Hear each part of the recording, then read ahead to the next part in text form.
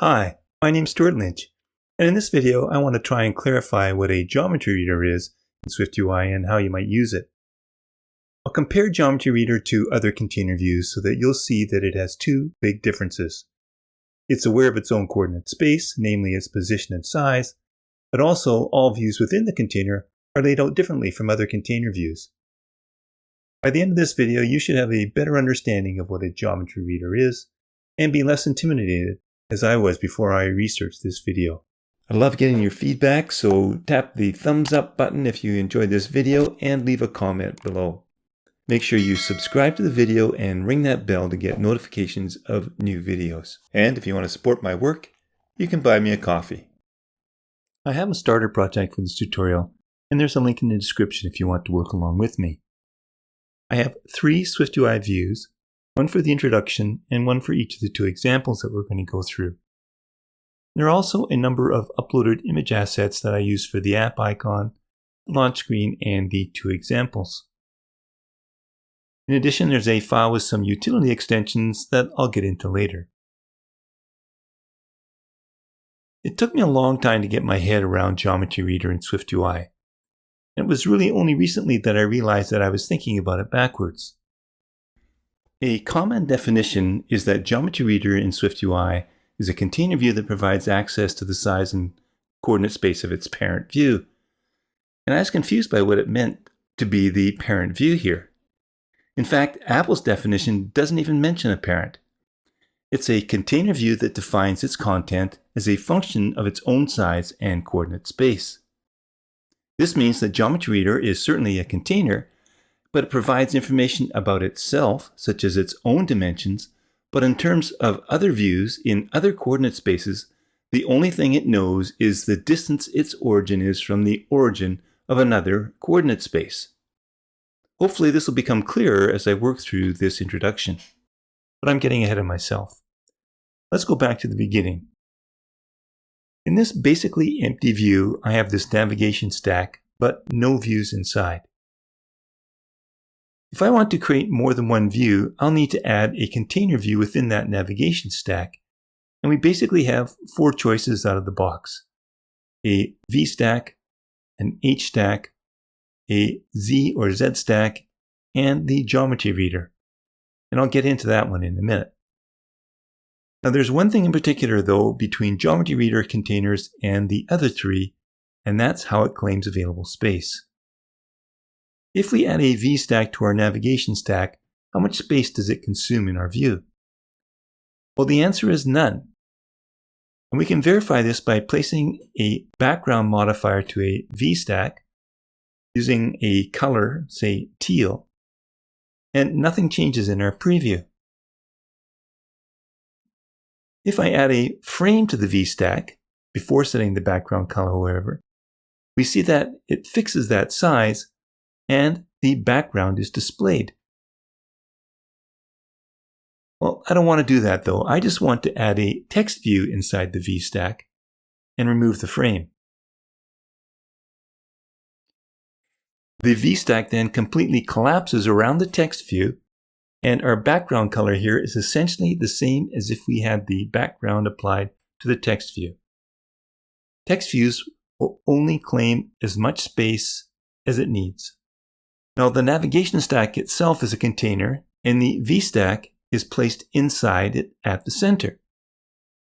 And the text view is centered inside the V stack.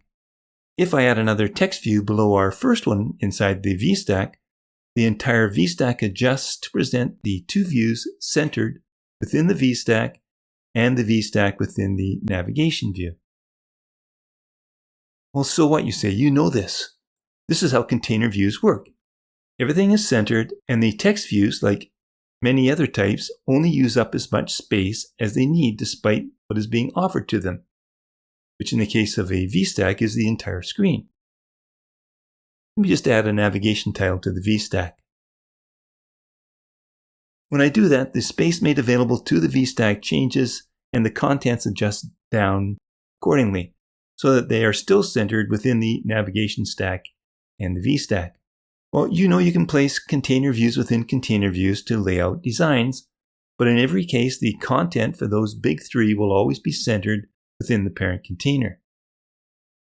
Let me change the first text view and its modifier to be a rectangle, and I'll apply a fill of teal.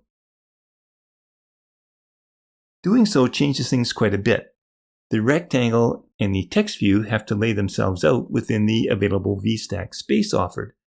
So the rectangle is greedy though, and unless restrained with the frame, it'll take up as much space as it can get its hands on.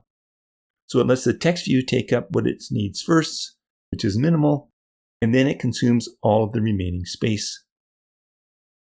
Well, we can set a frame on the rectangle to prevent the greedy space grab, and you can see that in fact the rectangle is laid out from the center out. When it takes up the available space, it's not clear where that center is. Let's go back to that greedy view. Well, none of this should be new to you. I introduced this more for context because the GeometryReader container is different. But it's still a container nonetheless, it just acts differently. I'm going to replace the text view with a GeometryReader container view. This has an argument that is a closure that returns some view. That's the same as a VStack, an HStack, and a ZStack. But there's one difference up front. This closure has an argument that is a geometry proxy. If I hit enter, the trailing closure kicks in and we get to set a name for that geometry proxy. I'm just going to call it proxy. And we'll see shortly that it has a bunch of information that we can use. Well, except for the proxy in part, the rest is like any other container type. We get two enclosing braces where we can add our views. But how does it lay them out? And why did our preview change in the first place? Well, first to answer that last question. Unlike other container views, a GeometryReader acts like a greedy rectangle or color view and wants to take up as much space as possible or is made available to it, just like our teal rectangle above. So the layout system will fight for the amount of space available, and since both are equally as greedy, the whole screen says, okay, let's divide it up evenly. If I add a greedy rectangle view within the GeometryReader and fill it with a color green, you'll see that it expands to enclose all the space that the GeometryReader was given, which is identical in size to the teal one. Let me now set a frame to restrict the height of the rectangle above, say to a frame of 200. And notice how the GeometryReader fills in the gap. But there is another difference. If I set a frame on this rectangle, something weird happens. The rectangle isn't positioned at the center of the GeometryReader. Instead, its origin is the top leading edge. What if I added a text view here as well? Well, the GeometryReader in this case acts like a Z-stack and places all views one on top of each other, but unlike those other container views, it places it where the origin is, which is the top leading edge, where the coordinates are 0, 0 in the local geometry space. Let me remove the frame on our rectangle, and I know that since it's a greedy view, the dimensions it will use will fill the entire GeometryReader space. Now, if I want to reposition this view to somewhere else, I can provide a position modifier to the view and specify a CG point, and that requires an X and a Y value. If I specify X being 0 and Y being 0, we see that our text view moves so that the center of the view is positioned at that top leading coordinate 0, 0. Well, I don't want this text view at the top left, so I can place it specifically within the geometry space because the proxy variable that we have knows a number of things about the GeometryReader's container. It has a frame property that tells us both the coordinates of the origin of the view, and it knows the size of the container, namely the width and height. The frame knows its origin's coordinates right now in relation to itself, in which case its coordinates are 0, 0, as well as its relation to the global coordinate space, which is the device. So 0 on the x coordinate but some larger value in the y direction. But regardless of what space we're referencing, the size of the geometry reader is going to remain the same. It's the coordinates of the origin that will differ based on the frame's relationship to a coordinate space. So if we want to position this text view right in the middle of itself, its own geometry view, we access the proxies frame in the local space. And then that gives us the ability to pick either the minimum, the mid, or the maximum x and y values of our frame size. So if we want to set the position of this text to be right in the middle of our geometry reader's container, we access the proxy's local frame and then specify the mid x and mid y positions. Well, that's positioning a view within a geometry reader's local space.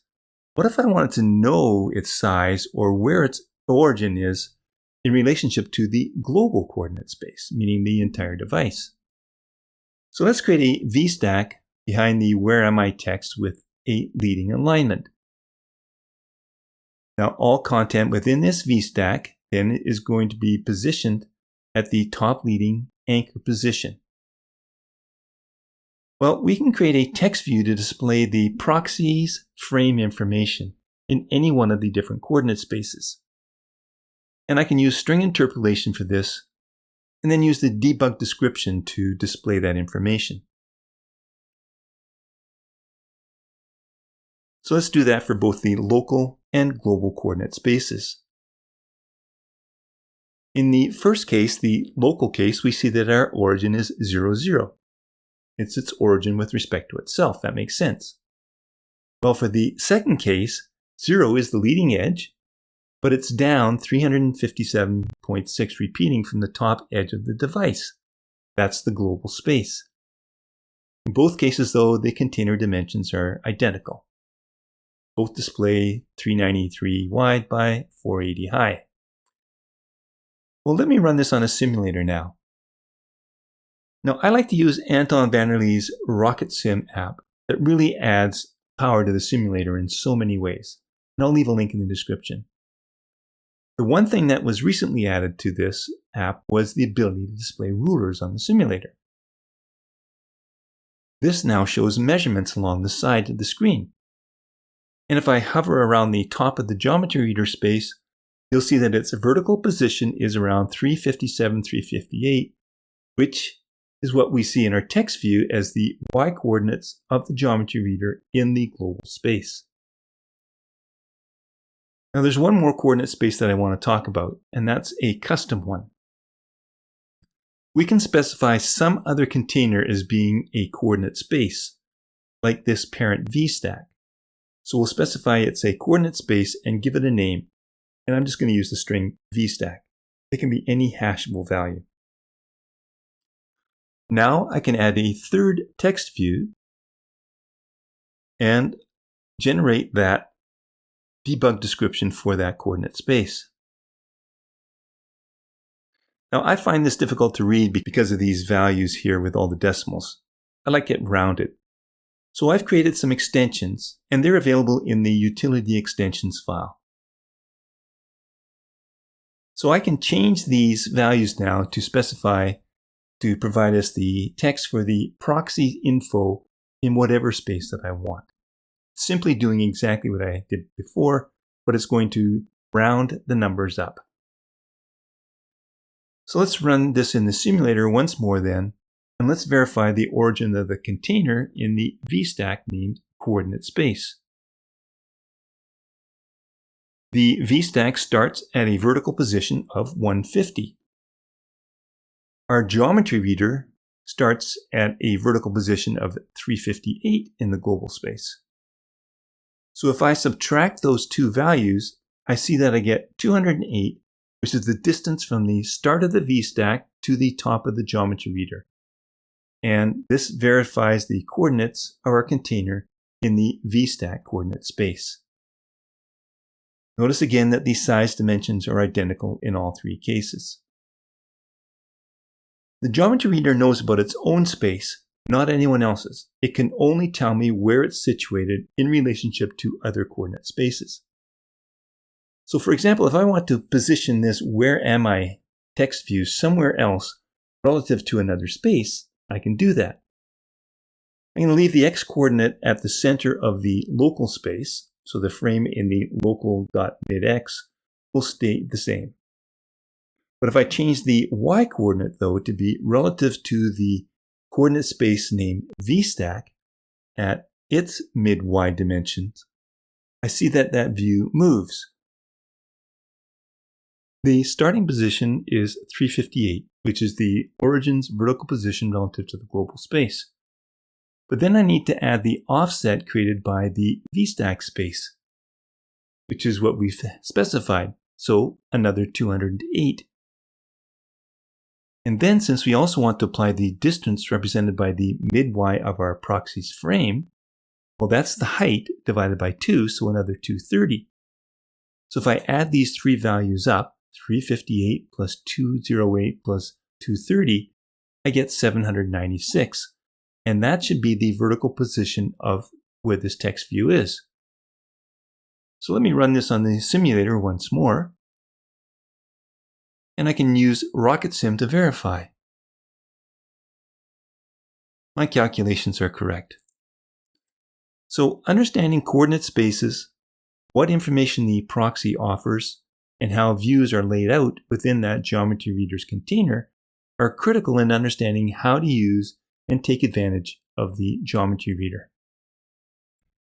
There are loads of practical examples on how to use GeometryReader to provide interesting animation effects and layout objects on the screen. Often there are better ways to do this, and with each iteration of SwiftUI, we're offered a better, more economical solution than the calculations and CPU requirements of a GeometryReader.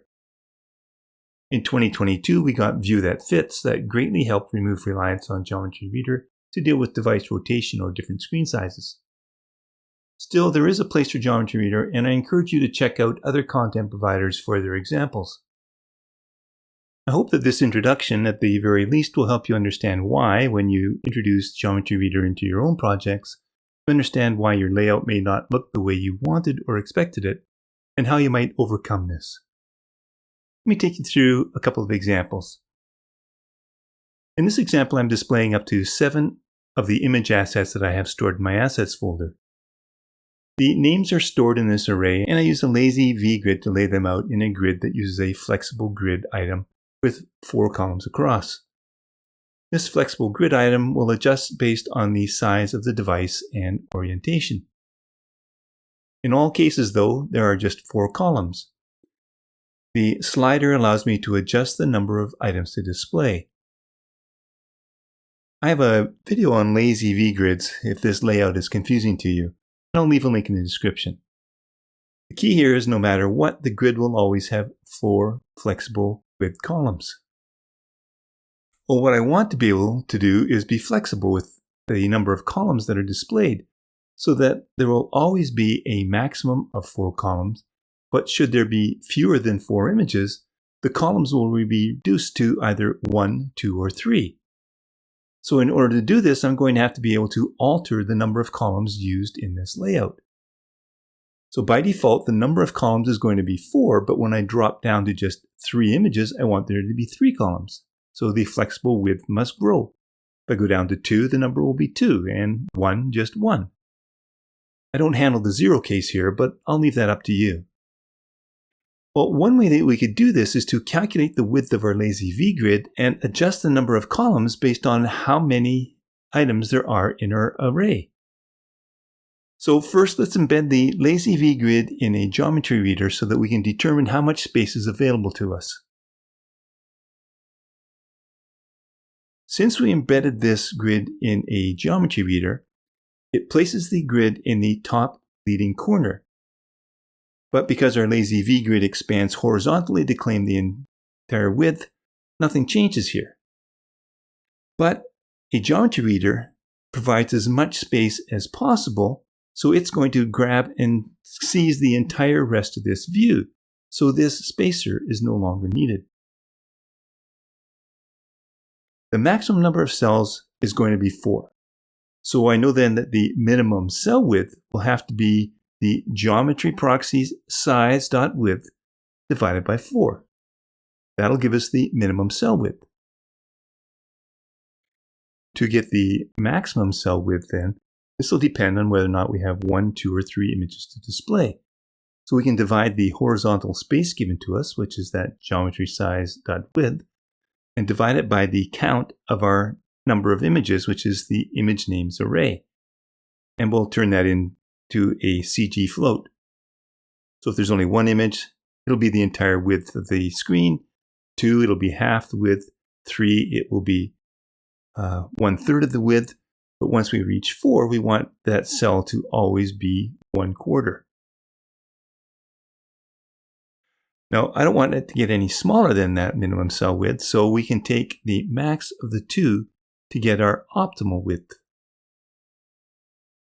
Well, now that we know what our width or optimal width is going to be, we can calculate the number of columns that are going to be necessary, which is simply the entire width, which is the geometry.size.width, divided by the optimal width, and we can turn that into an integer. With that, then, we can change the fixed value for our count for number of columns from 4 to the value generated by our number of columns variable. So now when I adjust the number of images to display, as soon as I get below 4, the cell width changes so that we're getting the entire width used.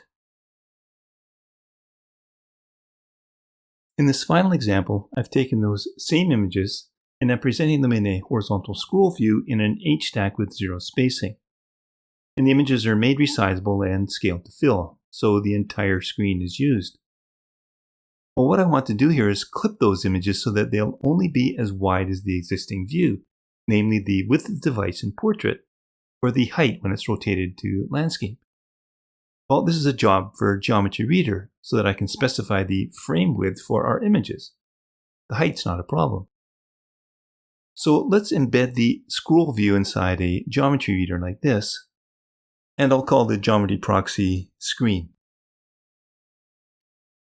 Well, nothing changes here because the scroll view was actually taking up the entire screen, just as the GeometryReader is forcing this scroll view to do. So let's now, though, add a frame to restrict the size or the width of this image to simply be the geometry's screen.size.width. Well, this doesn't look right because our images are overlapping and haven't been told to clip to the frame. So we'll need to add a clipped modifier after the frame. Okay, this is pretty cool, but I want to add one more effect like this one here. Notice I want it to look like I'm holding the image in place, and when I swipe from the right or scroll, the image to the right appears that it's already in place and it's just being revealed. This is a bit of an illusion because what you're really trying to accomplish is providing an offset for the image to move the image in an opposite direction to what the scroll is. The illusion is that our first image is standing still when in fact I am reversing the action in code. Similarly, the second image appears that it's already in place, but in fact it isn't. I keep moving it in the same offset. Well, when our images scroll, I want to know the x-coordinate of the origin of each of the images with respect to the edge of the screen, and that's the global coordinate space. Sound familiar? So let's embed the image itself in its own GeometryReader so that we can see where the image is in relation to that global space. Well, this really messes things up now because the GeometryReader is now overriding the image frame and taking up the entire space available. So we'll need to specify the same frame here for our GeometryReader, which is within the for each loop, which is the same as the frame for our image. Well, now we can determine the position of our image with respect to the global space. So back in my utilities file, I have 2 more extension functions for geometry proxy that will give me the x origin with respect to a coordinate space, and then there's another one for the y origin. I want to use that x origin to continually shift or offset my images when they're moving relative to the global coordinate space. So as we scroll from right to left, the origin of each image with respect to the global coordinate space reduces. Let's add a text view to the inner geometry reader to see what I'm talking about. Remember, the geometry reader is like a Z-stack in that the stack views on top of each other, but to the top leading edge. So I'm going to add a text view in this same geometry reader that we have our image in, and it's going to be that geometry X origin in the global space. We can't really even see it because it's right up there in the top left corner. So I'm going to set the font to a large title and apply a foreground color of white. And then I'm going to offset this display with using a padding of 100. So we see that the original value is 0 for the first view in the global space, but as we scroll to the left, it goes negative.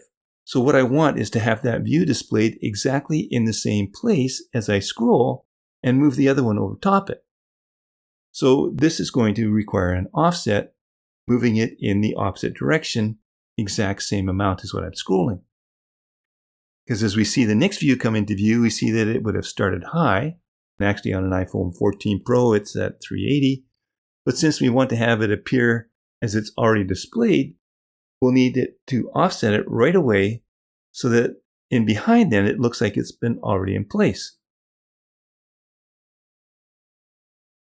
So the offset we need then in each case will be opposite to the frame's X origin in the global space. That's the number we see being displayed. Well, this will have the effect of it appearing to be always in place. So we can add this offset before the clip modifier.